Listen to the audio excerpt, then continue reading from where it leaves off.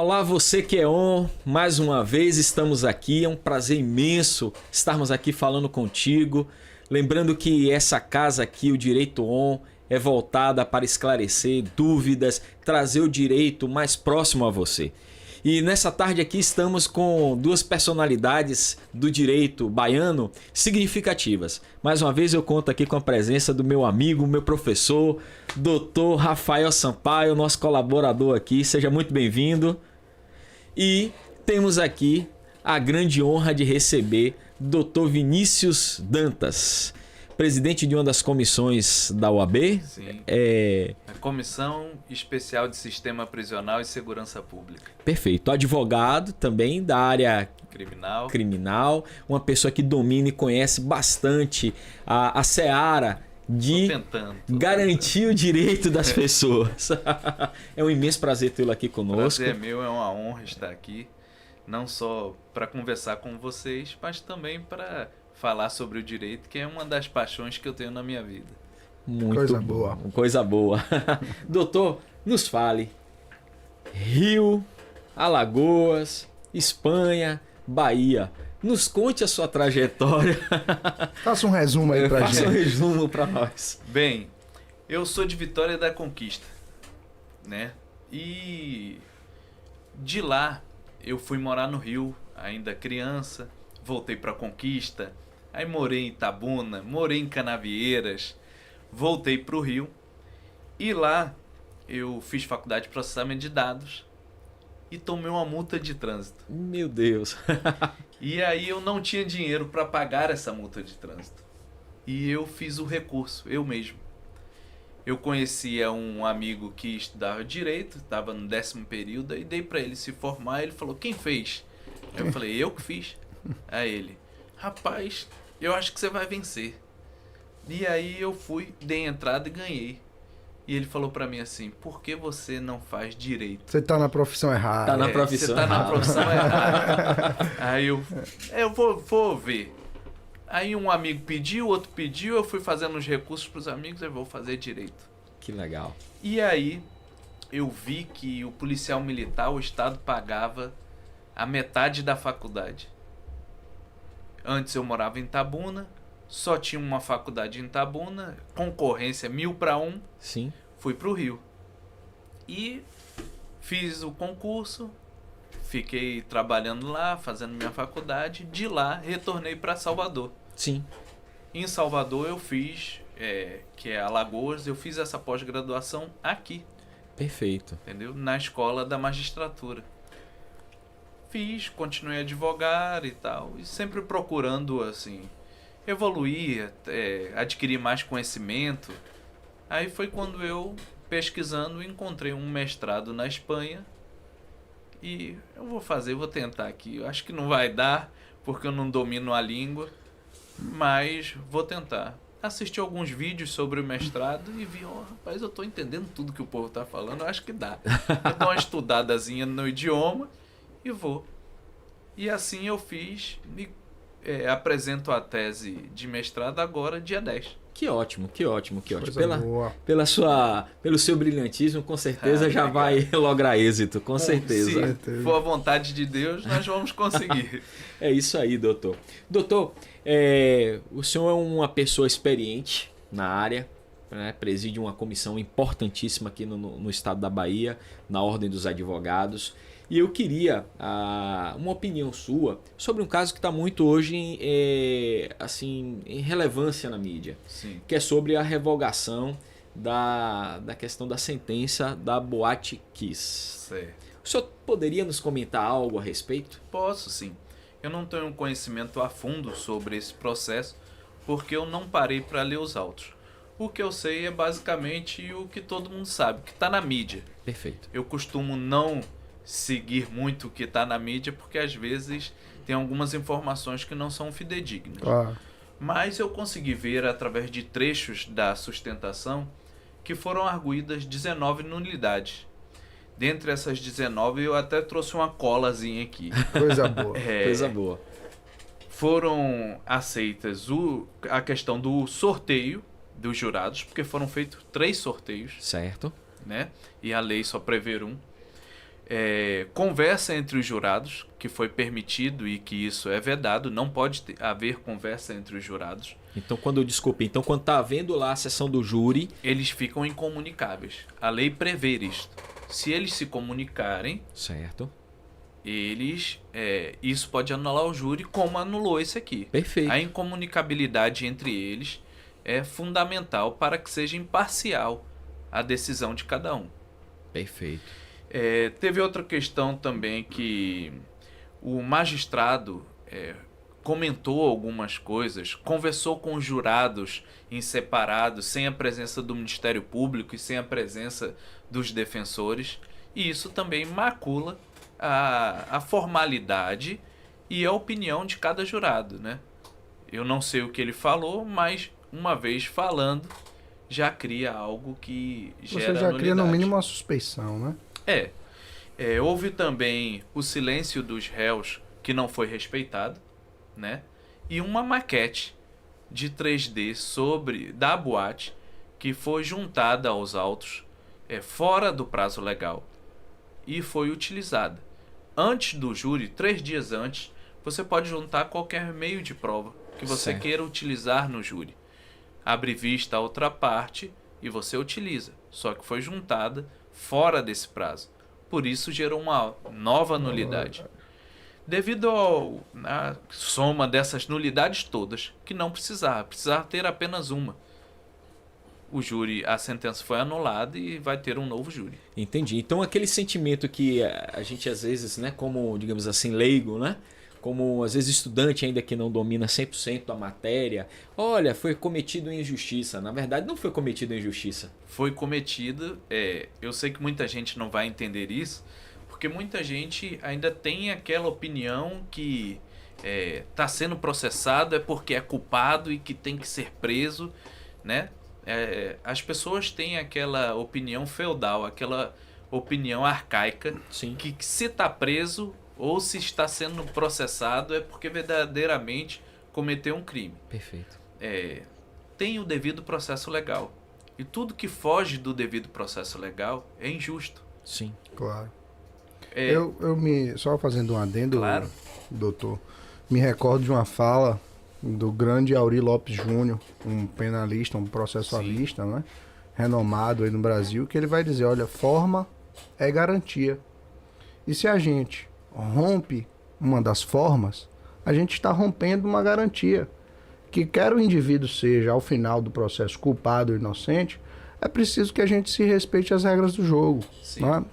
E isso, como bem Sua Excelência colocou, doutor, para a pessoa que não tem essa aproximação com o direito, não consegue entender. ela não consegue entender isso. Ela não consegue entender.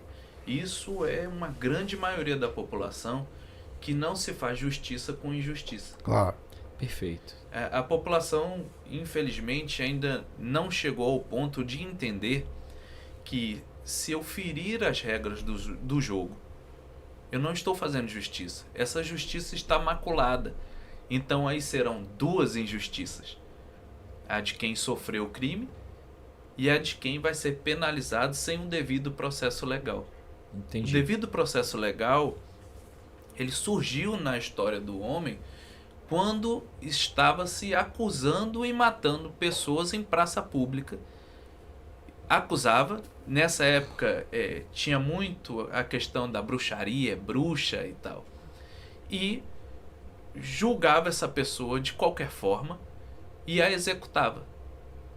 E aí veio o processo legal, peraí, não é bem assim. Existe uma formalidade. A gente precisa ter uma formalidade para não cometer injustiças e não favorecer aqueles que são nossos chegados.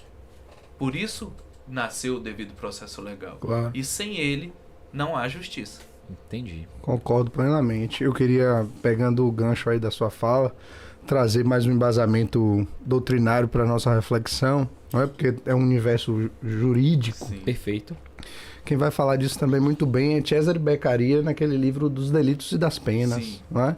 Quando a gente tem um Estado que era inquisitorial, Sim. no qual a figura do monarca, do juiz, do rei, por exemplo, ele detinha todas as funções estatais. Ele julgava ele acusava, ele sentenciava, ele executava, ele era tudo. Fazia Ao seu tudo. bel prazer. É. E quando não tinha um crime, ele inventava um para poder chegar no Cumprir. objetivo Se dele. fosse amigo do rei, era diferente. Exatamente. É? Exatamente. Então a gente vê essas regras surgindo e humanizando a coisa. Sim. Não é? Porque esse processo penal que a gente tem hoje, é importante que a gente perceba isso, ele passou e passa por um contexto histórico, por um contexto sociológico, que vai desaguando no que a gente tem hoje, nessas garantias que precisam, como Vossa Excelência disse, ser respeitadas. né? Esse livro, o dos Delitos e das Penas, é um livro assim magistral. Quem gosta realmente de ler, que quer ter um contato com o que está sendo falado por aqui, sugiro inclusive que faça a leitura desse livro, Muito bom. porque ele é muito esclarecedor. Nós mesmo, estudantes de Direito, quando ingressamos, eu agora, né, já estou indo para o terceiro semestre e tal, mas no início eu tinha essa visão que o senhor falou, doutor. Porque o cidadão matou, o cidadão tocou fogo, não, prende Sentencia ele. logo. Sentencia logo. É por Quando isso que a você gente tá assim. Exato. Aí quando você entra que começa a ver que a coisa é uma forma técnica, não é bem assim. Porque existe o direito do outro também. Claro. E a população quer que faça isso aí que o senhor falou, mas ela também não sabe que nós somos a terceira maior população carcerária do mundo, Do planeta. né? E o que acontece? Se fosse assim, nós seríamos os primeiros em larga distância do segundo lugar. Porque muitos erros acontecem, muitas pessoas são inocentadas, alguns processos prescrevem devido à morosidade dos processos, Claro. mas que prescrever, ser absolvido e ser condenado também é justiça. Claro. A justiça prevê vários resultados. E esses resultados, se seguir as regras do jogo, se seguir ali como está escrito, é justiça. E aí, aproveitando que nós estamos aqui como representante da OAB, eu queria lhe fazer uma pergunta. Eu vi recentemente no noticiário, não sei se é fidedigno também, que a Bahia, pela quarto ano consecutivo, vinha tendo índices altíssimos de mortes, né? Situações que realmente estão assim, chamando atenção negativamente. E aí me veio a pergunta para a pessoa da OAB. A OAB está pensando em algum projeto, alguma ação para conter isso, vírgula. Se isto realmente é verdade, com certeza você deve ter acesso a esses números. Eu não tenho esta informação, eu não tenho os números precisos. Perfeito. Esse ponto não é a temática da comissão que hoje eu presido. Sim. Mas a OAB sempre está buscando meio para melhorar a convivência na sociedade, seja através do direito ou seja fora do direito. A OAB, os advogados em si, eles vivem para regular a sociedade, aplicando as leis, pedindo para que elas sejam aplicadas, advogando, representando e tudo mais. Se essa informação for verídica, Sim. eu tenho certeza que a OAB, através de uma das suas comissões, já está traçando um plano para isso. Perfeito. Doutor Vinícius, o senhor já tem alguns anos de militância na advocacia, né? Isso é muito interessante, inspirador para nós que somos estudantes, para as pessoas ainda que querem ser estudante. Observem muito o perfil deste homem, o perfil desse daqui também, que são dois militantes da área, Dr. Rafael também, são admiráveis. E aí eu tenho assim como Sua. como estudante eu tenho assim algumas dúvidas, né, que às vezes os meus colegas passam. Tomara que as suas dúvidas não sejam as nossas também.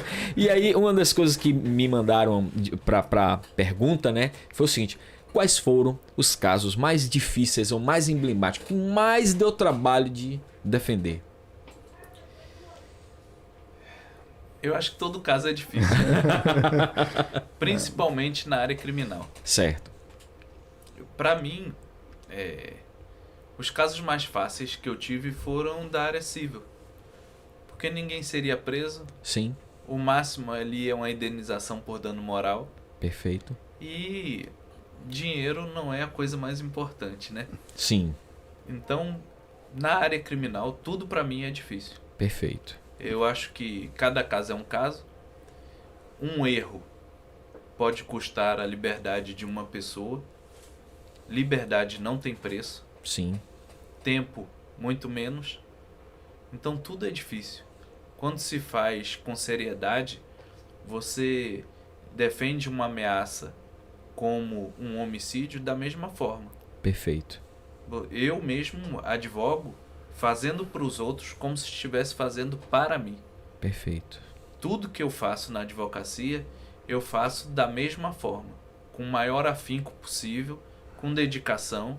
E se eu não puder fazer assim, eu viro para o cliente e falo assim, ó, esse não dá para mim, ou porque eu não tenho tempo, ou porque eu não estou conseguindo encontrar aqui uma tese que encaixe com o que o senhor está me dizendo. Sim. Mas se eu me debruçar sobre o processo, eu vou fazer da melhor forma possível.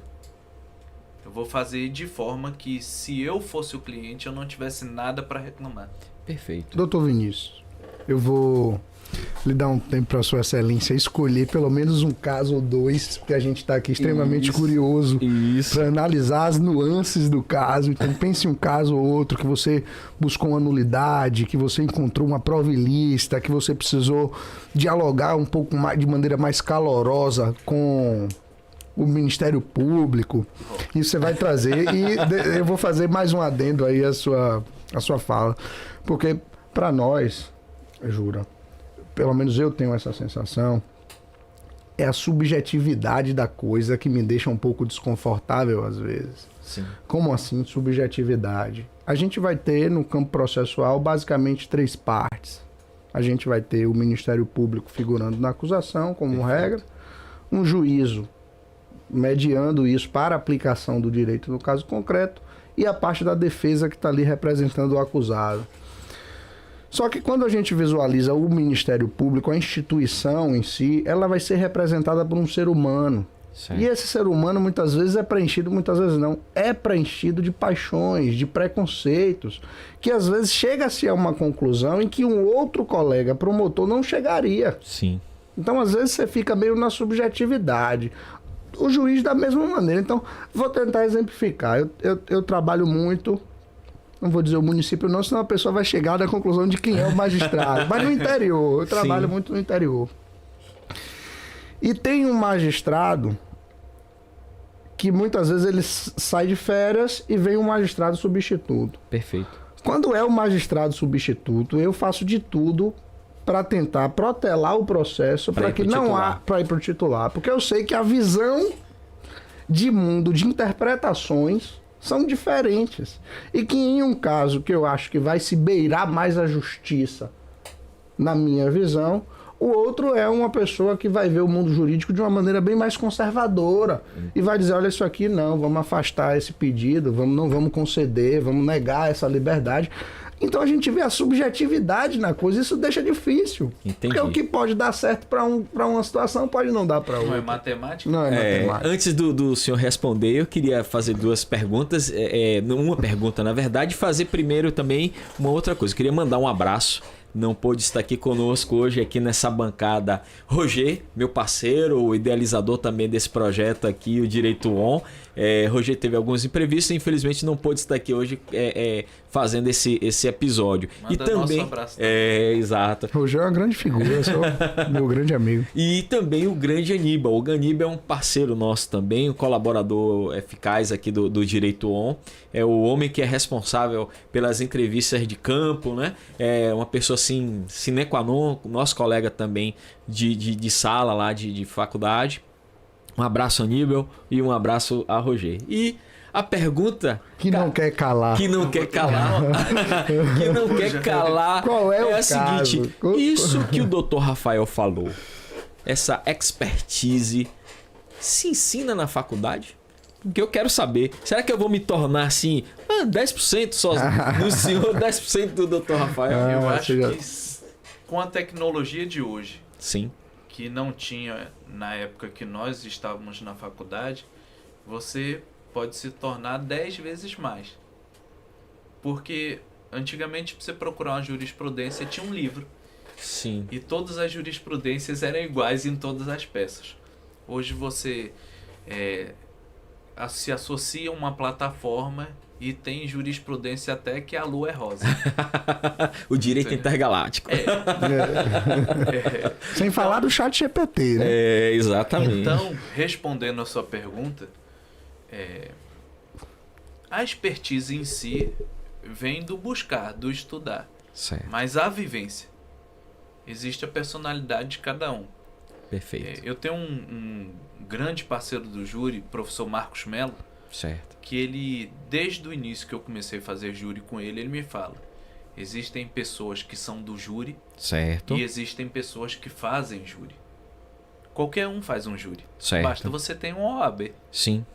Se você tem uma inscrição na OAB, você vai lá e faz o júri. Mas existem pessoas que ficam à vontade no júri, Perfeito. que se sentem em casa, que pega o processo e consegue desenrolar aquela 1h30 ali falando, e quando vê, pô, já acabou, precisava de mais tempo. Eu conheço uns dois assim, viu? Lá Porque na faculdade. Porque está bem à vontade com aquilo. Porque tá ali por amor Sim. e estudou a parte técnica. Para a pessoa fazer júri, ela precisa conhecer um pouquinho de tudo. Futebol, novela, jogo, religião, Sim, claro. de tudo. Precisa saber um pouquinho de tudo e precisa aplicar. É como dizia aquele lutador Bruce Lee: não é o que você sabe, é o que você sabe fazer com o que você sabe. Perfeito. Excelente. Essa é a colocação. aplicação. Excelente colocação. Então, respondendo agora a sua pergunta, doutor Rafa, né? A sua pergunta foi sobre o caso difícil, né? Não precisa ser dar nome aos bois, não, mas exemplifique pra Geralmente, gente. os casos mais difíceis para mim são os casos onde eu vejo o processo e eu vejo claramente que a pessoa é inocente. Perfeito. Isso me dá uma busca maior nesse processo. Porque tem processos que você vê assim, é inocente, mas falaram isso, falaram aquilo, interpretaram mal isso, então vamos buscar para analisar isso. Mas quando você pega um caso que você fala assim, ó, como uma pessoa foi denunciada por isso? Tá nitidamente claro. Como um juiz recebeu essa denúncia? Como uma pessoa dessa chegou no júri? Sim. Depois de tanto recurso, depois de tanta coisa, não viram isso? E chegou no júri desse rapaz. Esse rapaz tem um problema mental. E tudo indo para a condenação dele. Até que quando chegou para ouvir a vítima, Sim. eu perguntei a ela como foi que a pessoa o atacou. E aí ele falou para mim assim, eu estava de frente para ele, ele me pegou pelo colarinho assim e me esfaqueou. Aí eu falei, ele pegou o senhor pelo colarinho assim e esfaqueou? Ele foi assim que ele fez. Aí ele, fica aqui em pé. Aí ficou, o senhor é do meu tamanho, né? Aí na hora do debate eu chamei o réu e falei assim, existe a possibilidade desse rapaz, que tem quase 2 metros de altura, segurar uma pessoa da minha estatura assim? E nesse momento eu vi não só os jurados, como o magistrado e o promotor balançando a cabeça assim, tipo assim, não foi ele. Não foi ele. Mas não foi ele depois de quase uma década? Esse foi um caso muito difícil para mim. E ele estava com a liberdade privada. Não, ele estava em liberdade. Ele ficou preso mais ou menos 1 ano e pouco. Perfeito. Mas responder ao processo penal é uma mácula. É lógico. Não existe liberdade para quem responde um processo penal. Sim. Existem 2 tipos de prisão. A física e a mental. mental. Exato. Esse rapaz, além de ter esses problemas, isso desencadeou um problema muito grande na família dele. E ele era inocente. Ele foi absolvido, o Ministério Público nem recorreu. Mas poderia ter essa postura antes. Sim. E esse é um tipo de caso difícil. Claro. Por quê? Porque você vê claramente que o rapaz é inocente, né? né? Sim. Dessa linha de casos, eu tive um júri em Brasília, era um policial militar altamente qualificado. Ele era da Força Nacional e ele foi agredido num bar e 2 rapazes tentaram tomar a arma dele. Certo. E enquanto tentavam tomar a arma dele, um acertou ele com uma garrafa, né? E aí ele já não tinha mais aquela percepção da coisa como estava. O outro gritava: pega a arma dele, vamos matar. Porque tinha uma outra testemunha vendo. E ele foi preso. Porque na hora ele se desesperou e correu. Faltou uma informação, é que quando falaram vamos matar, ele sacou a arma e deu um tiro em um e matou. Ele correu. Depois, quando estava voltando pro lugar, foi preso. Ficou 3 anos preso. Se repercutiu na mídia, então, Repercutiu na mídia. esqueça. Ele vai Ficou ficar 3 anos ou mais. preso. E ele falando pra mim: doutor, eles iam me matar. Doutor, eu tenho 30 anos de serviço. Eu nunca fiz nada errado. Olha na minha ficha aí. Doutor, ele chegou a segurar na minha arma para tomar. Eu que saquei primeiro e efetuei o disparo dele. Efetuei 2 na perna. Ele continuou vindo para cima de mim. Aí eu efetuei um disparo na linha da cintura. E ele faleceu. Se eu não mato, eu tinha morrido. Claro. Aí chega no júri, o promotor pede absolvição. Pra que deixar um rapaz preso 3 anos? Com a carreira ilibada, com elogios, com condecorações. E o Estado / governo, para quem está nos assistindo, né? Responde por isso? Eu achava, na verdade eu não achava, eu entendo que tinha que responder. Só que ele sofreu tanto com isso que ele não consegue entender Certo. que o processo já transitou em julgado e que não vai abrir de novo. Certo. Certo? Porque ele foi absolvido pelo conselho de sentença. Ele entende que se ele mover uma ação contra o Estado pode abrir esse processo de novo.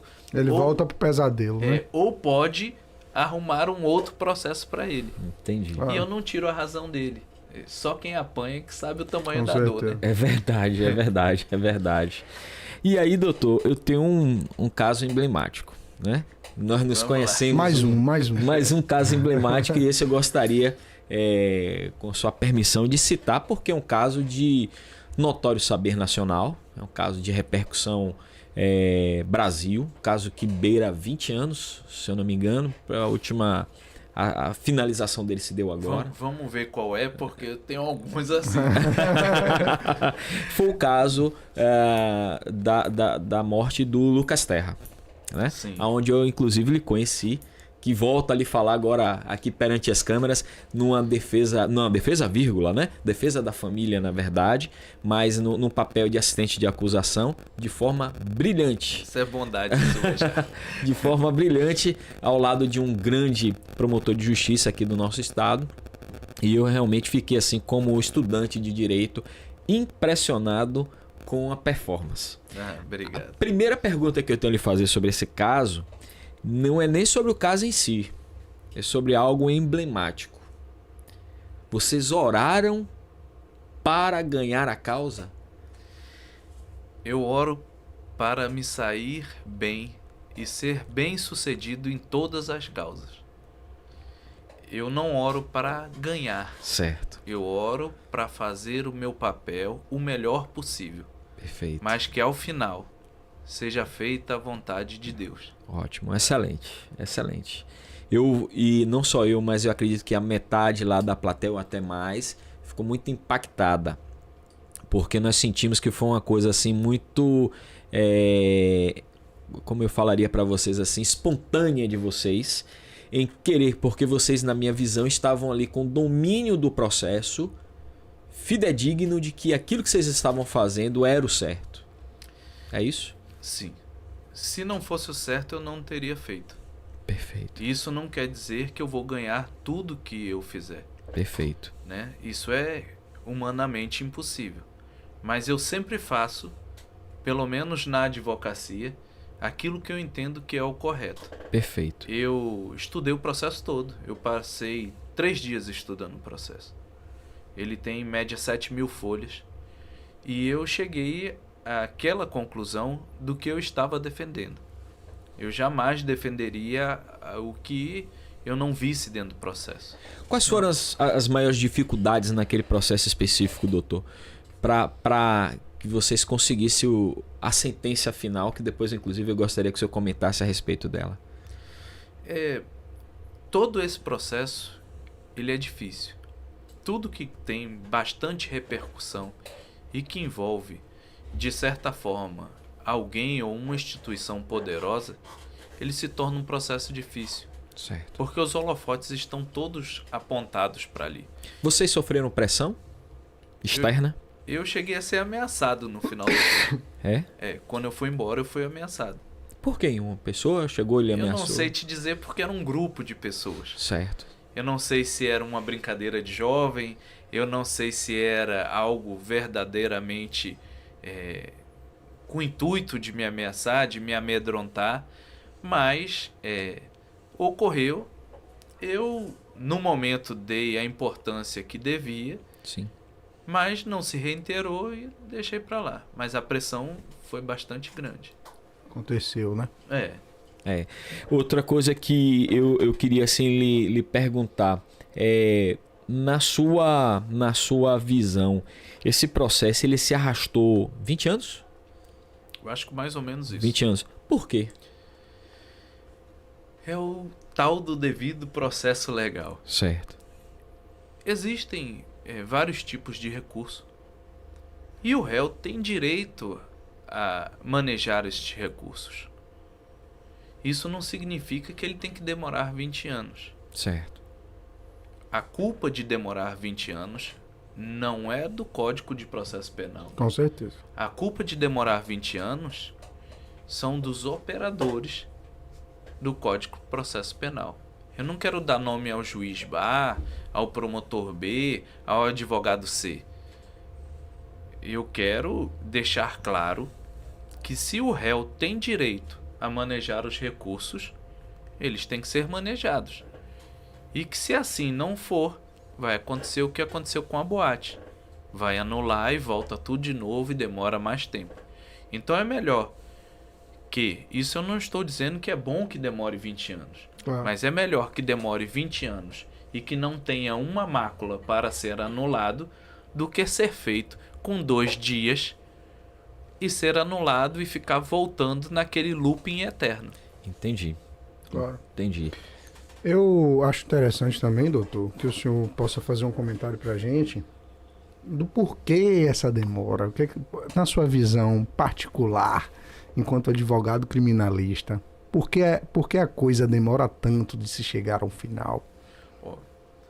Desse caso em si, eu não posso te dizer. Não, de uma maneira geral. Porque eu entrei no caso faltando 4 dias para o júri. Claro. Mas de uma maneira geral, demora tanto porque a máquina não anda. É inchada, né? A máquina é inchada. É como eu disse há pouco. Nós temos a 3ª maior população carcerária do mundo. Os gabinetes, as varas, os tribunais são abarrotados. Com certeza. E quando parte do 2º grau para o STJ e o STF, os erros cometidos em primeira e segunda instância faz travar a coisa. São muitos erros. Infelizmente, nós temos hoje uma mentalidade punitivista que muitos entendem que fazer justiça é virar como é que eu vou te dizer? Um agente da condenação. Claro. Entendi. E isso faz encarcerar, né? É prender, é sentenciar. Isso aí. Isso faz com que os erros acontecem. Claro. Se você, antes de ver o que tem nos autos, já tem a ideia pré-constituída que precisa prender, que precisa encarcerar, certo, logicamente você vai cometer um erro porque você já está apaixonado por um resultado. Perfeito. E se você está apaixonado por um resultado, quando você ver uma vírgula que não era para estar ali, você passa por cima dela. e deixa de vê-la e nasce uma nulidade. Aí sobre essa ótica que o senhor está trazendo aí, que é uma ótica interessantíssima, eu queria lhe fazer mais uma indagação. O senhor normalmente está do lado de lá. Quando eu falo do lado de lá, o lado da defesa. Sim. Em específico, nesse caso, o senhor estava do lado de cá. Quando eu falo do lado de cá, do lado da promotoria de acusação. Qual é o seu sentimento? O que é que o senhor pensou? Naquele momento ali, o senhor estava defendendo a família? O senhor estava defendendo o Estado perante a cumprir a lei para aquelas pessoas? Qual é a sua visão? Pode até parecer estranho, mas eu sempre estou a defender a justiça. Seja defendendo, ou seja sendo assistente de acusação. Perfeito. Eu fui contactado para ser assistente de acusação. Então a minha leitura do processo é com uma visão de quem está acusando. Como eu peguei o processo já no final, eu não consigo dizer para os senhores que lá atrás poderia isso ou poderia aquilo. É como ler um livro. Você lê o livro e você tem uma conclusão. Você tem uma ideia do que é aquilo. E você vai explanar a sua ideia. Como eu li com olhos de assistente de acusação, Sim. eu consegui detectar pontos que corroboravam com a tese que a família me contou quando conversou comigo. E eu explorei esses pontos. Claro. Se eu fosse da defesa, eu ia escutar o réu e olhar no processo pontos que corroboram com a tese dele. Até porque você está no terceiro período e o que muito povo fala é: o que não está no processo não está no mundo. Sim. Então eu filtrei aquilo ali, peguei os pontos que eram provas do que a família me contou e utilizei isso para atuar naquele caso. Perfeito. Ao fim, ao cabo desse processo, a sentença lhe agradou? Foi justa? Eu, de certa forma, achei que seria um pouco maior. Mas, de certa forma, foi justa, sim. É porque as pessoas, às vezes, devido ao fato cometido, querem que seja uma sentença centenária, Certo. vamos dizer assim. Mas, quem passa pelo sistema prisional, sendo 2 anos, 10 anos, 20 anos, se conseguir se ressocializar, cumpriu o que a justiça tem para fazer. Perfeito. A pena não é só um castigo. Sim. A pena é para te ressocializar, para que você possa ser reinserido na sociedade. Então, isso é o meu posicionamento. Para mim, e não estou falando do caso em si. Certo. Não interessa se é 1 ano, 10 anos ou 20 anos, ou 30 ou 200. Interessa que essa pessoa possa se ressocializar. Mas para aquele caso, eu entendo que a pena é satisfatória.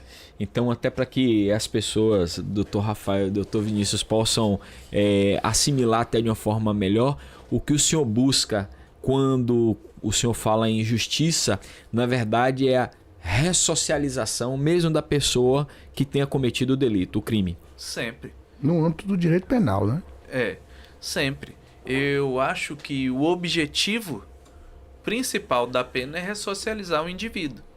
Como é que era antes do papel de ressocialização?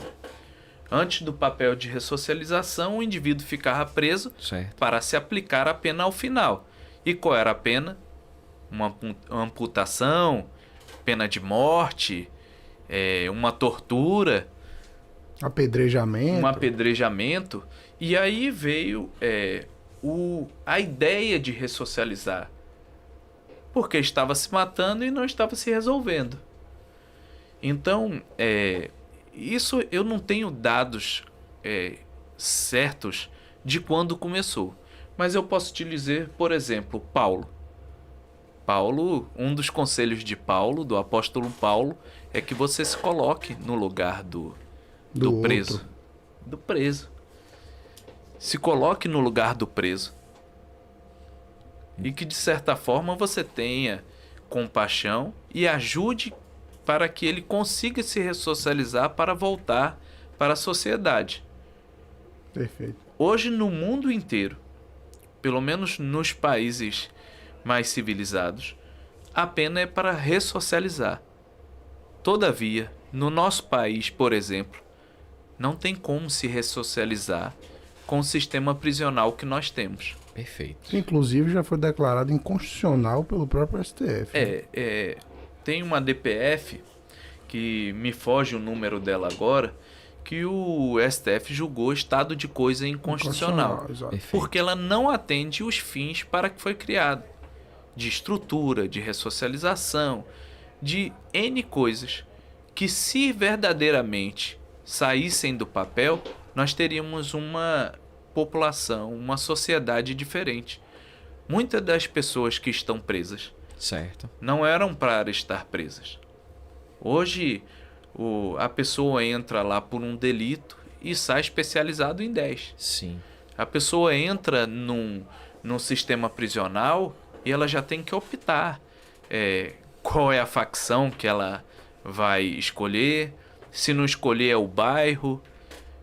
Hoje, a pessoa que passa por aquilo ali sai pior. E esse não é o objetivo da pena. Perfeito.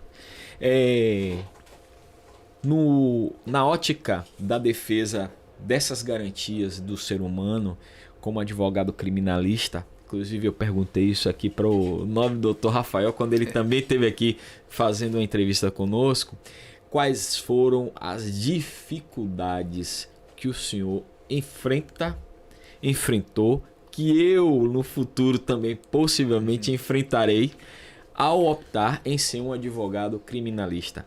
Sofre discriminação? Como é que é isso? Eu acho que o advogado criminalista ele não sofre discriminação, não.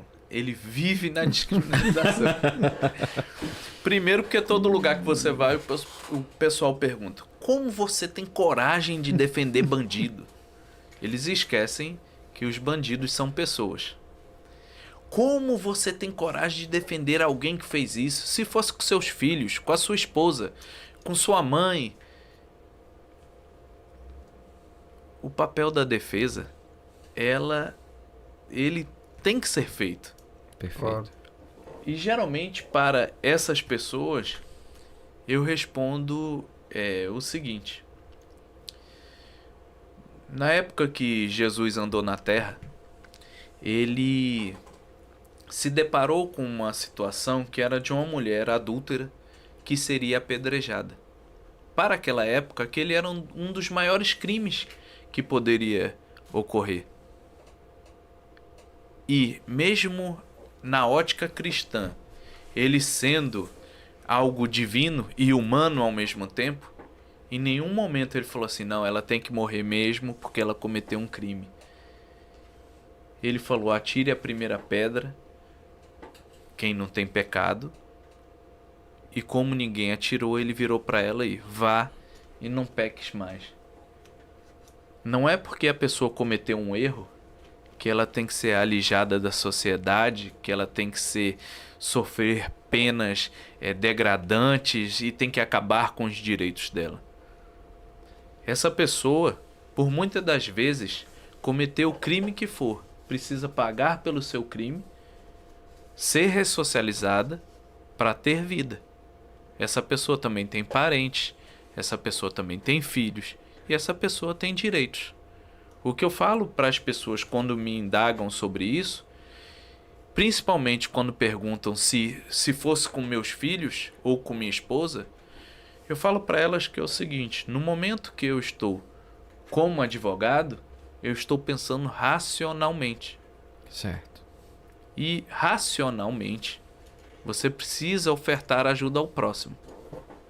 Mas quando algo acontece com um parente ou com alguém mais chegado meu, a emoção me tira do estado racional.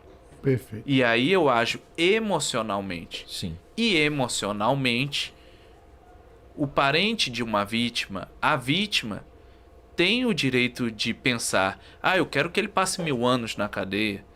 Eu quero que ele nunca saia de lá. Sim. Mas pensando emocionalmente. Porque quando você está eivado de emoção, você não consegue utilizar a razão. Perfeito. Mas alguém que não tem uma ligação direta, pensar que uma pessoa deve morrer ou passar o resto da vida na cadeia, também precisa ser ressocializada. Porque isso não é nem estender a mão para o próximo. É a pessoa, foi com você, não foi comigo, isso é problema seu, entendeu? Eu quero a distância de você. Não pensa que pode ser com um seu, não pensa que pode ser um parente, um amigo. O crime, ele é cometido por seres humanos. Certo. Ninguém nasce predestinado a cometer um crime. Todos nós estamos passíveis a... Sim, todos nós. E existem coisas absurdas, bizarras, mas existem simples erros. A gente não pode botar todo mundo no balaio, cometer um crime, passa por lá de lá e fica lá o resto da vida. A gente tem que pensar que eles vão cumprir a pena deles e vão voltar para a sociedade. Então o que a gente tem que fazer? Fazer com que eles se socializem. E fazer de uma forma que ele volte sarado. Perfeito. Mas tem gente que não vai sarar nunca. Mas você vai tentar morrer tentando sarar ele. E dentro dessa linha me veio aqui a pergunta sobre a comissão que o senhor preside na OAB. Qual a importância, qual é a efetividade que ela tem dentro do sistema prisional hoje para fazer com que isso que o senhor relatou aqui agora seja cumprido? A importância dela é ver se as leis estão sendo cumpridas, opinar para que elas sejam cumpridas da melhor forma possível e ajudar para que isso aconteça. Com isso, melhora o trabalho do advogado, melhora a ressocialização do preso e melhora significativamente a sociedade. Porque se o preso for tratado, a sociedade ganha, a sociedade não perde. A sociedade perde quando o preso é maltratado, quando se retiram os direitos dele. Até porque, como eu brinco com o pessoal, a lei que protege seu inimigo, não protege seu inimigo, é a mesma lei que não vai te proteger. Analogia bacana. E fazendo o resumo aí do que Vossa Excelência disse, doutor Jura, todo mundo tá passível, né? Todo mundo. Por mais que a gente fale assim, não, eu nunca vou fazer isso, eu nunca vou, mas há uma gama de situações aí que, como por um equívoco, você pode acabar cometendo e sendo responsabilizado penalmente. Sim. E precisa passar, inclusive, pela estrutura penal. Eu comungo da ideia que todo mundo na vida já cometeu uma infração. Concordo, Pedro. Todo mundo na vida já cometeu uma infração. Só que alguns foram pegos. Outros não. Perfeito. Alguns se arrependeram e pararam. Outros não. Entendi. E aí Tem entra... mais um cafezinho? eu quero. Café não pode negar. Aí Eu vou beber um pouquinho de café também. parte do... Por favor, doutor Rafa. da educação, do lastro, Claro. da religiosidade, Tá bom. da saúde mental. O crime não é só cometido porque o indivíduo quer cometer o crime. Existem vários caminhos que levam o indivíduo para o crime. Vários. Eu desafio a Vossas Excelências dizerem para mim aí, ó. Eu conheço fulano. Nunca nem furou um sinal nada. vermelho. Não Nunca existe. entregou um carro para uma pessoa não habilitada. Nunca tomou uma cerveja e dirigiu. Eu ainda faço uma reflexão até mais simples de se visualizar, porque nem todo mundo vai ter carro, mas eu passo isso muito para os meus alunos. Quem nunca achou dinheiro no chão? Pois é. Apropriação de coisa achada é crime. Tem uma tipificação penal e uma pena correspondente para quem achar o dinheiro e não devolver. Aí os meus alunos falam, mas eu vou devolver o dinheiro para quem? A O legislação diga, o entregue ao Estado.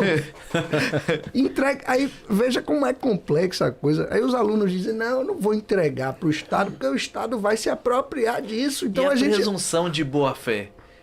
Será que esse aluno não está medindo os outros com a régua dele mesmo? Imagine, não, e questionando a própria lisura do Estado. Porque se você vai entregar aquilo numa autoridade, que é uma autoridade estatal, é uma situação muito complexa dele desacreditar tanto do sistema, porque diz, olha, isso não vai dar nada. E se eu fizer o certo, eu não vou estar fazendo o certo porque eu vou estar sendo bobo. Ou boba, porque eu vou entregar o dinheiro na leitura dos alunos, é claro. Aham. Mas, voltando para essa ideia que Sua Excelência trouxe, há uma infinidade de crimes. Sim. E que todo mundo está sujeito. Sim. E contravenções penais ainda? Mas no mundo dos alunos, qual foi o aluno que, seja o nome que se dá, cola, pesca, o que for, não colou um dia ou não deixou alguém colar da sua prova?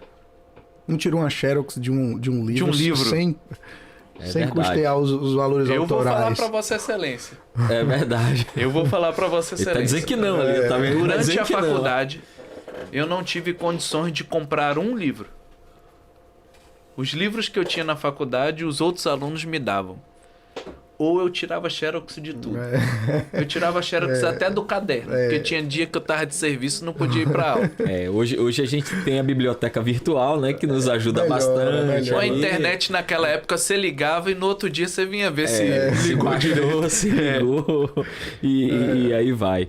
Doutor, hoje na questão da ressocialização, que o senhor falou bastante aí, e o professor Rafael também aqui falou também algumas vezes já aqui até nesse programa, né? A pessoa que comete o delito, ela tem a possibilidade, ela tem a chance de se ressocializar. Sim. Quais são as políticas dentro do sistema prisional carcerário hoje que propiciam com que a pessoa que, por exemplo, roubou um banco, que matou uma pessoa, ela cumpra a sua pena e efetivamente ela saia dali um novo ser? Existe isso? Você me deu uma apertada agora. Deveria existir, né? Porque a lei prevê e todos nós sabemos que o ser humano é mutável e ele pode evoluir. O que precisa e o que falta é investimento. Perfeito. Uma certa feita eu estava vistoriando um presídio, inspecionando, e surgiu um burburinho que eu estava lá para oferecer emprego. Quase derrubaram o alambrado do Meu Deus. presídio, os presos gritando, eu quero emprego, eu quero emprego. E eu só estava lá... Anunciou quantas mil vagas lá, doutor? Pois é. Você acha mesmo que alguém que está pedindo emprego não está tentando se ressocializar? Por essa ótica, sim. Aí agora eu lhe digo que o senhor me deu uma apertada. Devolveu a mesma apertada. Realmente, por Entendeu? essa ótica, suscita que de fato a pessoa está querendo uma mudança. Sim. Se ela não quisesse mudança nenhuma, ela não estava nem aí para emprego. E aí eu vou de novo na sua presidência. E o senhor tem levado as entidades competentes, aos órgãos competentes, essa visão. Olha, estive lá visitando, o pessoal quer emprego. Mas cheguei lá, não tem. E aí? Sempre que eu posso.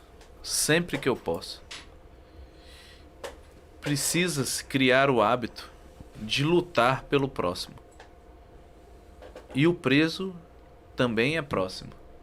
Claro. E ele vai sair de lá. É melhor que ele saia tratado. Sim. Para a sociedade, sobretudo. Sim. Essa é a grande visão da prisão. Ressocializar. Porque se não fosse isso, nós ainda estávamos na era medieval. Sim. Prende só para executar a pena. E não é isso. Nosso sistema prisional ele está inchado. De 60% a 70% das pessoas que estão presas não eram para estarem presas. Seja cautelarmente ou por sentença. Perfeito. Eu acredito e defendo que se nós aumentássemos as penas alternativas para alguns crimes que não fossem cometidos com violência ou grave ameaça, talvez resolveria. Aliado a isso, separaria-se os presos por tipo penal, para que eles não evoluam, que na verdade para mim é involuir, não é evoluir. Sim. Né? Separaria, aumentaria a pena alternativa. Certo. Por exemplo, nós poderíamos utilizar uma prisão domiciliar com uma tornozeleira eletrônica. Na hora de trabalho sai, acabou o trabalho, vem para casa. Se o fiscal pegar, regime fechado a pena inteira. Isso desafogaria os presídios. Claro. E desafogando os presídios, se ressocializa melhor. Você tem uma melhor condição de aplicabilidade Sim. da lei, né? Você imagina que uma pessoa que está numa medida dessa, que vai trabalhar e no fim de semana não pode pisar do lado de fora de casa, Sim. ela reflete muito. Mas já uma pessoa que está encarcerada num espaço desse tamanho aqui, com 50, ela não consegue refletir de forma que ela precisa melhorar para não voltar para ali. Só nasce nela revolta e sentimento de derrota. O senhor ouve muito isso lá nas suas visitas ao presídio, quando das fiscalizações lá que a OAB vai fazer? Eu cheguei a fazer uma pesquisa Certo. em todos os presídios do estado, onde, conversando com alguns presos, eles me falaram assim, ó, minha pena é X anos, décadas. Para mim não tem mais jeito. É me abraçar com o crime. Isso nas minhas palavras. E outros, minha pena é pouquinha, eu tô para sair, eu não volto aqui nunca mais. Será que aumentando as penas resolve o problema? Dá uma dúvida, né? Dá uma dúvida crucial. Eu tenho certeza que não. É. Se aumentar pena impedisse o crime, ninguém cometeria um homicídio qualificado. Perfeito. E sobre essa ótica, qual a sua sugestão para um modelo que fosse combater hoje duas coisas que estão aumentando cada vez mais, né? Os crimes variados, de todos os tipos, homicídio, traficante, tudo. Furto, seja lá o que for. Estupro, violência à mulher. A gente inclusive teve aqui com a professora Nívia Sim, falando sobre isso. Exato. E são números assim alarmantes. Na sua visão, doutor, o que é que pode ser feito para combater? Porque tá jorrando, tá um minadouro aí de problema aí para a sociedade. Primeiro ponto é conscientizar a sociedade, educando-a. Se não tiver educação, a gente não vai conseguir acabar ou diminuir isso nunca. E quando eu falo educação, não é só estudo, não. Certo. São aquela educação doméstica, cível. A educação mesmo ampla. Certo. Social. Se não tratarmos esse ponto, não vai adiantar aumentar pena nenhuma. Construir milhares de presídios que só vai... Você pode murar a cidade inteira que não vai resolver. Vai lotar tudo, não tem Que jeito. vai lotar tudo. Por quê? Porque a pessoa não consegue entender Certo. o que ela está fazendo. Isso eu não estou dizendo que ela é inimputável, ou que ela está certa, ou que ela é uma coitada. O que eu estou dizendo é que, vou dar um exemplo. Muita gente vai comprar alguma coisa e recebe um troco errado. Certo. Deu uma nota de 50, era para receber 40 e o cara deu 90 de troco. Perfeito.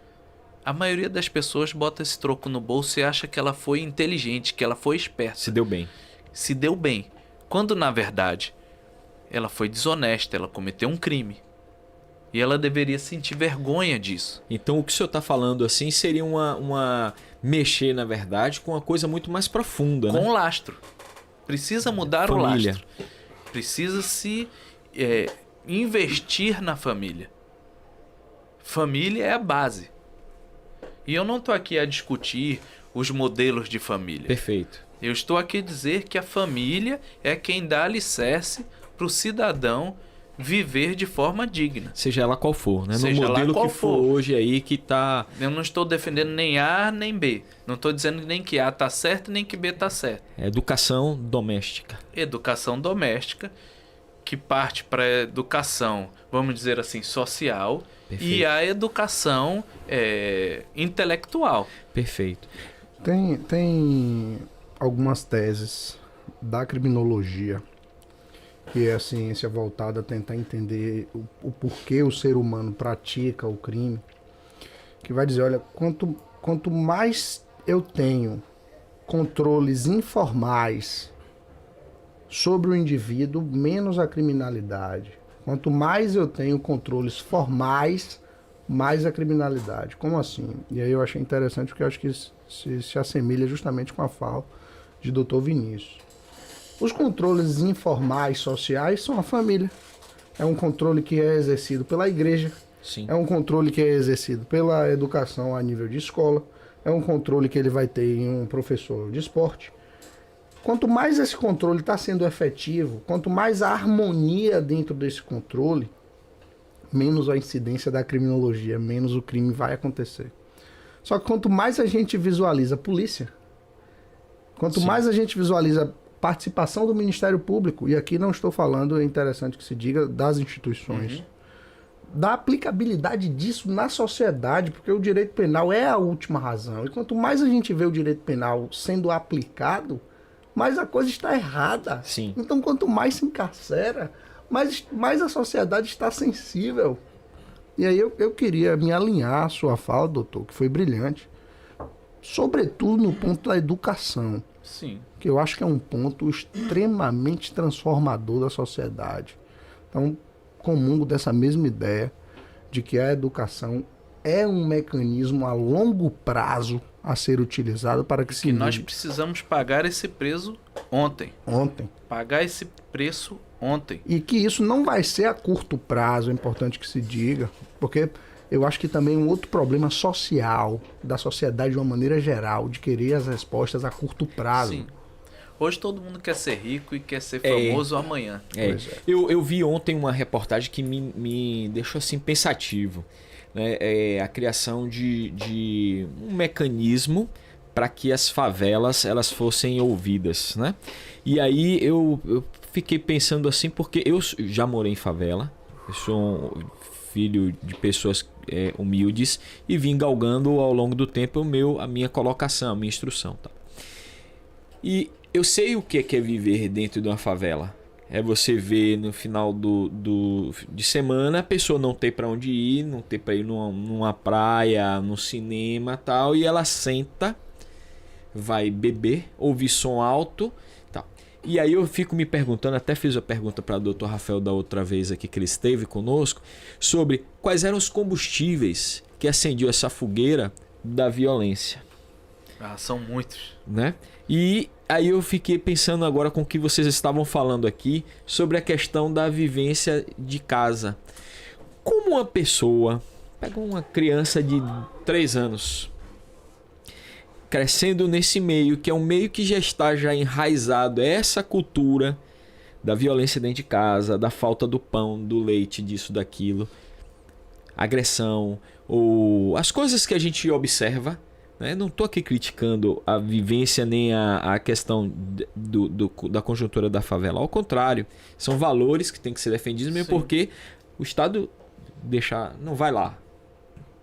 Mas como a gente consegue fazer... Quando vai, não vai para ajudar. E quando vai, não vai para ajudar. E como é que a gente faz essa transição que unisse os dois mundos? Entre o mundo ideal que nós estamos falando e o mundo real da prática. Quais são essas fogueiras aí que acendem a violência? É muito difícil a gente traçar aqui rapidamente algo que vai resolver esse problema. Até porque ele poderia já estar resolvido se fosse fácil. Certo. Nesse gancho que você falou da criança que vê ali em casa, um exemplo prático é o seguinte. Que coisa isso aqui? Preta. E se você for meu filho e eu disser pra você que é branco, Eu vou acreditar que é branco. quando você crescer, você vai acreditar que é preto? Nunca. Seu pai mentiu ou é a sociedade que tá mentindo pra você? Não, a sociedade tá mentindo pra mim. Meu pai vai falar sempre a verdade, é a minha Porque base. o alicerce tá formado, certo? Isso. É muito difícil hoje a gente pegar e falar bem assim, ó, vamos fazer isso que vai mudar. Sim. Precisa ter um trabalho de conscientização, que muitas das vezes o que se é tido como esperto, Certo. como vantagem, Perfeito. Se está dá bem. errado. Vantagem é você ajudar o próximo. Vantagem é você poder dividir algo com alguém que precisa. Isso é vantagem. O dinheiro não serve de nada se não for para ajudar quem precisa. Só para ter dinheiro? Não adianta. Sim. E hoje nós estamos vendo aí jovens ficando milionários, estão ficando milionários do dia para a noite. Mas se você for acompanhar um pouco de perto, só tem exibicionismo e lacração. Uhum. Ninguém está preocupado com nada. Sobretudo com o próximo. Pois Isso. é. É muito difícil trazer algo para resolver. Mas se eu tentar resolver na minha, você na sua, ele na dele, quando a gente encontrar alguém como ele, rapaz, faz assim, olha pro próximo, deseje pros outros o que você quer pra você, sabe? Isso Não aí. é aquele falso desejo que você vai dar uma cesta básica, você compra o refrigerante e pra sua casa você compra o A. O AA. É. Entendi. É A pra mim, é A pra ele. Isso. Ou então é B pra mim e B pra ele. Perfeito. A gente precisa trazer essa conscientização de que se você está sofrendo, eu vou sofrer também. Se você está se alegrando, eu preciso me alegrar também. Enquanto a gente não buscar ajudar o próximo, a gente não adianta dar escola, não adianta nada. Nas andanças do senhor doutor e também do doutor Rafael também, nesse mundo de visitar presídios, conversar com as pessoas que foram carceradas, que cometeram... Elas queixam-se para vocês sobre a falta de oportunidade, sobre o porquê deles estarem ali naquela vida? Qual é a mais recorrente? Ó, a maioria das pessoas se queixa.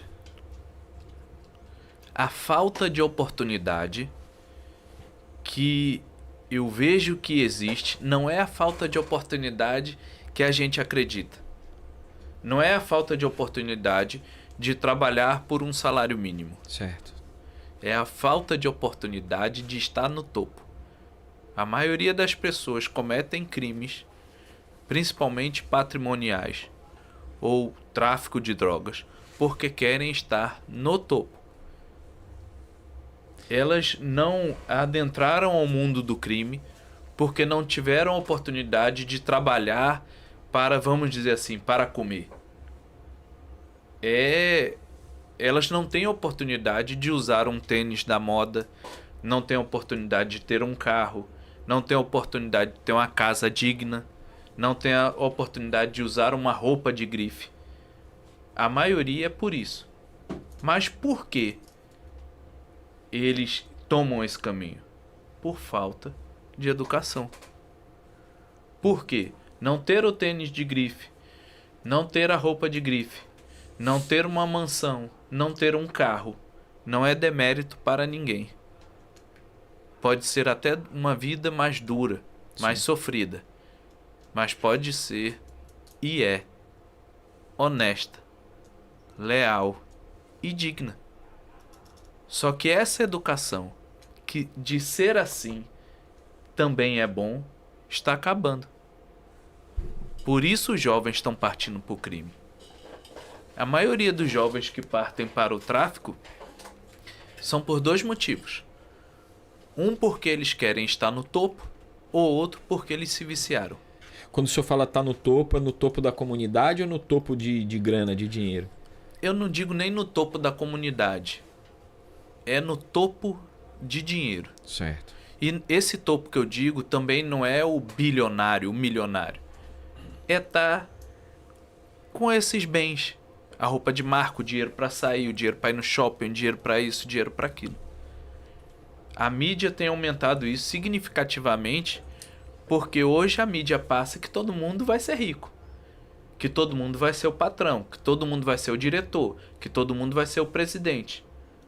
Só que não funciona assim. É verdade. Alguém precisa ser o motorista, alguém precisa ser o mecânico, alguém precisa ser o montador do carro e alguém precisa ser o dono do carro. Seria bom que todos tivessem a oportunidade de ser todos esses seres. Mas não é assim. E você não pode se frustrar e agarrar o mundo do crime porque você não é o dono do carro e sim o motorista. E quando é bom reforçar uma coisa aqui, que quando nós estamos aqui falando de crime, a gente não está falando só de pessoas empobrecidas ou vulneráveis. A gente está falando também de crimes até cometidos com pessoas que tenham condições. Sim. Colarinho branco, Sim. Claro. crimes contra a ordem financeira. Mas a gente também não pode ver isso como uma exceção, né, Jura? É. Porque, infelizmente, quando a gente olha o perfil da população carcerária, a gente vai ver, na sua grande maioria, pessoas negras, pessoas socialmente menos favorecidas. A gente vai ver, na sua grande maioria, esmagadora maioria, pessoas que não têm um grau de escolaridade. Sim, Então, a gente não pode também estar vendo a exceção como regra. sim. A regra são essas pessoas. E aí, comungo dessa ideia também, e nas minhas experiências, principalmente com questões envolvendo ao tráfico de drogas, é a grande maioria dos meus clientes. E o meu ramo de pesquisa acadêmica sempre foi e ainda é esse ramo de entorpecentes, etc. Um dos fatores de mais crucialidade realmente é essa necessidade de precisar ter as coisas, de ter o mínimo de coisas. Então eu já ouvi, mas doutor, pô, eu preciso ter uma moto, doutor. Eu tô com minha gata ali, eu preciso dar um passeio, como é que eu vou levar ela pra ir no evento X? E tem vergonha de ir de ônibus. Pronto. Porque passa que quem está indo de ônibus é fracassado, quando Exato, não é. exato. O fracassado é o que vai de moto roubada. Sim, lógico. Exato. Não tem nem dúvida. O valor tem O que ser esse. fracassado é do que vai de Mercedes comprada com dinheiro ilícito. Concordo. Esse é o fracassado. Mas aí é essa chave que tem que ser mudada na nossa sociedade. Educação. Fantástico. Educação, e acredito também que dentro dessa educação, por consequência, maiores oportunidades sociais. Sim. Né? Mas a educação vai trazer melhores oportunidades. Concordo. Sim. Porque se você... Eu até anotei aqui. Crime de colarinho branco. Vamos lá. O cara que já tem dinheiro Sim. e comete outro crime para ter mais dinheiro, ele tem um lastro social e de educação firme? Lógico. Até para cometer o crime. Ele precisa ser muito bem esclarecido para cometer um crime. Mas isso não é educação. Eu Isso sei. é só conhecimento. Conhecimento. Entendeu? Se ele passa pelo lado da educação, que isso é vergonhoso, ele não faria, porque ele Sim. não precisa. E eu não tô falando aqui dos crimes que ocorrem para comer. Sim. Não é esse tipo de crime. Esse tipo de crime é justificável. Eu tô falando aqui dos crimes que você comete porque você tem os seus desejos e as suas razões retorcidas. O quanto que o álcool e a droga contribuem nessa fogueirinha aí do crime? Eu não tenho... Mas o álcool é droga, viu? Eu sei, Quanto que mas as é drogas porque lícitas e ilícitas? É lícita, né? Mas é bom que fale assim para as pessoas aí entenderem. Olha, eu não tenho como lhe dizer certinho. Perfeito. Mas eu posso te dizer o seguinte. A droga lícita, o álcool, ele é um impulso para que alguém cometa um crime, Certo. certo? Ninguém comete crime para beber. Mas bebe para cometer. Não é nem que bebe para cometer. É porque nas 3 fases da embriaguez, o Mucara é um leão. Enquanto ele tá na fase do macaco, ele é engraçado, amigão, entendeu? Quando ele passa pra fase do leão, se você olhar pra ele, ele quer brigar com você. Então, é algo que potencializa a possibilidade de cometer um crime. Já as drogas ilícitas, Certo. por serem ilícitas, faz com que a pessoa, para usá-lo, tem que cometer um crime. Já tá no universo do crime. Já Pra está. usar, já tá no universo. Já está no universo do crime. Para dividir com um parceiro, um amigo, tá no universo do crime. Para transportar, tá no universo do crime. Para guardar, tá no universo do crime. Para fazer qualquer coisa com a droga ilícita, ele tá no universo Tá do no crime. universo do crime, é verdade. E isso gera mais violência, mais morte, mais prisão, mais desestrutura familiar e mais sociedade desequilibrada. Perfeito. Eu queria fazer uma pausazinha, pedir para que você está nos assistindo, curta os nossos canais no YouTube e também no Instagram, deixe seu like, isso também é muito importante para nós, para que ajude a manter essa conversa aqui tão amistiva, tão assim enriquecedora, agradável aí para todos nós. Doutor, eu queria que o senhor deixasse aí para as pessoas que estão aqui acompanhando o nosso podcast, sobretudo os alunos de Direito e aqueles também ainda que não se decidiram ainda a ingressar ao curso de Direito. Eu queria que o senhor desse uma dica, como estudar, qual é a visão, como se tornar um advogado. Existe um caminho para se tornar um advogado de excelência, advogado bom, aquele que vai ter sucesso? Conta isso pra gente. Primeiro eu tenho que dizer que para se tornar um advogado de excelência, você tem que buscar isso todos os dias. Porque aquele que se vê como um advogado de excelência, ele não é um advogado de excelência. Muito bem. Né? Eu acho que o sucesso, seja lá em qualquer carreira, tem que ser perseguido diariamente com esforço. Não cai do céu. Sim. Não acha que você vai chegar, pegar uma carteira da OAB e vai ficar rico no outro dia. Tudo é como a vida. Você aprende a engatinhar, depois você aprende a dar uns passinhos, depois você aprende a andar, depois você corre e daqui a pouco, quem sabe, você está voando. Perfeito. Mas todas essas fases são importantes e em todas essas fases você pode estar com excelência. Desde que você faça cada fase com o seu máximo, dando tudo que você pode dar. Você pode ser um aluno brilhante, um estudante brilhante, um bacharel brilhante, um advogado brilhante e um aposentado brilhante. Desde que você faça o melhor que pode fazer. Não existe receita de bolo, mas estudar é o mínimo. Sim. Estudar é o mínimo. Ser honesto é obrigação. Sim. E gostar do que faz, não é todo mundo que gosta.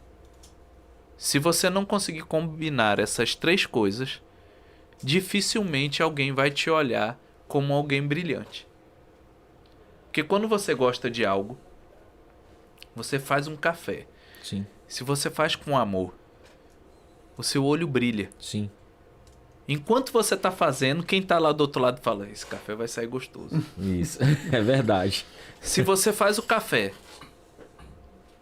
não gosto de fazer café, não precisa nem terminar, vai sair ruim. Vai sair ruim. Verdade. Então, se dedique, seja resiliente e ame o que você está fazendo.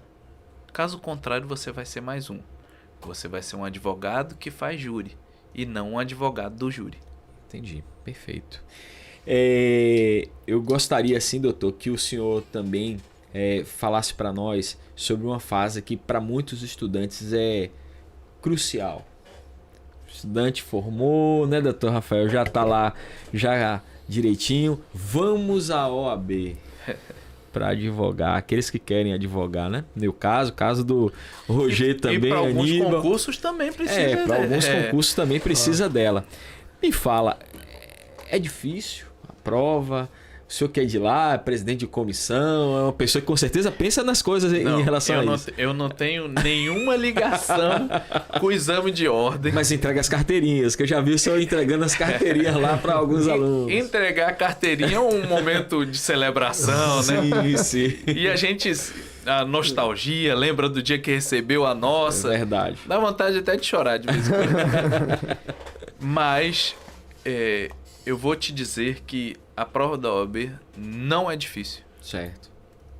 O problema é que o nosso aluno não estuda como deve estudar. Perfeito. Se o aluno estudar aquela matéria, tudo que foi passado para ele na faculdade, o papel do aluno é estudar. Se ele estudar toda a matéria, ele não vai ter dificuldade nenhuma de passar na prova da OAB. Primeiro, que não são casos de difícil resolução. A primeira fase é conhecimento geral. A segunda fase é específico. Nessa fase específica, se você não consegue fazer, você vai conseguir atuar? Não. Vamos para a área do direito penal. Se eu não consigo responder aquelas perguntas e não consigo fazer uma peça prático-profissional... Um habeas corpus. Eu não digo nem habeas corpus porque não cai, porque não é peça privativa de advogado. Perfeito. Qualquer um pode fazer. Sim, sim. Mas uma resposta à acusação. Aí pronto, se formou. Doutor Joaquim. O cara bate lá na porta. Eu sou o doutor Joaquim, sou. Quero te contratar para me defender no processo tal. Beleza, quanto é que você me cobra? Vou lá na tabela da OAB, olho o mínimo que posso cobrar. Eu vou te cobrar o mínimo. E quando o cliente for embora, ele vai fazer o quê? Se ele não sabe fazer a peça. Então tem que ter um mínimo. Sim. O que nós precisamos é conscientizar, educar os nossos alunos que eles precisam estudar a faculdade inteira. Claro. Sim. Porque senão eles não vão passar na prova da OAB. Positivo. Simples. Por isso que eu ando apertando vocês lá. É tá isso vendo? aí, lógico, Na não hora tem que dúvida. vocês forem fazer o AB, não passar dificuldade. Com certeza, com certeza. Doutor, nós estamos chegando aqui ao final do nosso bate-papo, do Que nosso pena, podcast. Tava muito bom Você o papo, gostou, mas, ah. mas com certeza já sinta-se convidado a uma nova visita aqui à Eu nossa estou às casa ordens. para a gente falar mais um pouco sobre o direito. Eu queria que o senhor resumisse em alguma frase, direito, para o senhor, para Vinícius de Danta, o que é direito e, sobretudo, direito penal, o que é na sua vida? Isso para eu falar uma frase ou uma palavra? Pode falar o que o senhor quiser, o que o senhor sentir no seu coração. Direito para mim é cumprir as formalidades para que ao final tenha um resultado conforme a atitude que foi praticada antes. Não interessa muito se vai ser culpado ou inocente, desde que seja responsabilizado na medida certa. Se não ocorreu, absolvido. Se ocorreu, condenado. Mas nas formas da lei, sem dar dribles na legislação e no devido processo legal. Ótimo. Doutor Rafael, eu queria também lhe perguntar isso, que da outra vez você saiu ileso dessa pergunta aí. Eu quero que você me responda também. O que é o direito para Vossa Excelência? Olha, o direito eu acho que é uma questão mais formal mesmo. Como o doutor Vinícius colocou, são as regras do jogo postas, porque são previamente postas e respeitadas, né? Mas tem um autor, me falha a memória, eu chutaria Rui Barbosa, mas eu não tenho certeza. Que ele vai dizer, olha, se você encontra o direito, defenda o direito. Mas se você encontra o direito disputando com a justiça, defenda a justiça. Porque a finalidade do direito é a justiça. Então, se a gente chega em uma justiça que, olha, esses são os ditames legais, você praticou essa conduta, e para essa conduta eu tenho normativamente essa responsabilidade, e o Estado consegue responsabilizar o indivíduo e aplicar no que a gente vê na teoria muito bonito. Sim, sim. A máquina estatal de ressocialização, esse é o direito. Essa é a justiça, na verdade, que vem atrelada ao direito. Só que aí é um desconforto pessoal. Quando eu olho a vida prática, eu vejo subjetivismo demais. A gente viu, e aí é uma questão notória, Sim. de alguns anos atrás, um juiz que se associou ao Ministério Público, condenou uma figura e teve uma repercussão gritante para toda uma sociedade. E aqui não estou fazendo nenhum juízo de valores, mas vendo, constatando que essa subjetividade no poder judiciário às vezes deixa a coisa meio obscura. Entende? Então, esse é o direito que eu não quero, essa é a justiça que eu não quero. Eu quero que a justiça seja aplicada nos ditames do que tem que ser, de como deve ser. Eu advoguei nessa época aí, Sim. nesses processos. Ninguém sabe que processo é. Eu ninguém advoguei nesses processos aí. Eu não tô aqui defendendo se A ou B tá certo ou se tá errado. Claro. Se é inocente ou se é culpado. Mas aí vamos rememorar o que eu disse no início da conversa. Não tem como fazer justiça com injustiça. Perfeito. Precisa-se cumprir as formalidades da lei. Ah, mas aí ninguém vai ser preso, aí nisso, aí aquilo. Então vamos mudar a lei. Claro. Aquelas que podem ser mudadas. Esse processo aí, eu até me reservo a falar dele, porque todo mundo que quer conversar comigo sobre ele tá apaixonado por um lado ou por outro. Ninguém quer saber do processo. Sei. Ninguém quer saber das formalidades. Ninguém quer saber de nada do que aconteceu. Então é muito difícil. Já tem uma convicção fechada. É como eu estava conversando contigo antes. O mundo é assim. Só que hoje as pessoas enxergam recortes do mundo. Sim. E esses recortes viram verdades absolutas. Eu posso gostar desse recorte aqui, mas eu preciso ter a consciência que o mundo vem Ele até tá aqui. dentro de uma dimensão total, né? Sim. Claro. Então, conversar com quem não é operador de direito. E olha que tem operador de direito cego também, que vive de recorte. Com certeza. Conversar com a população em si, que não consegue ver que a pessoa pode até ter cometido um crime, mas para ela ser presa, precisa ter o devido processo legal. Perfeito. É muito difícil conversar isso, porque as pessoas não entendem. A primeira coisa que as pessoas falam assim: você fala isso porque você é advogado de bandido. Você fala isso porque, no mínimo, você é isso ou é aquilo, aqueles adjetivinhos. Você é isso ou você é aquilo. Se você estivesse do lado da justiça mesmo, não tinha formalidade, não tinha nada, e pegava logo e levava lá. Preso. Só que aí você volta lá pra... Pro tempo Pros lá da primórdios. masmorra. Pois é. A Pois é. barbárie. Olha, doutor, eu fico de coração partido porque realmente é uma conversa espetacular. Esse Muito bom, recorte muito aqui bom, foi muito bom. fantástico, utilizando o jargão que o senhor nos trouxe.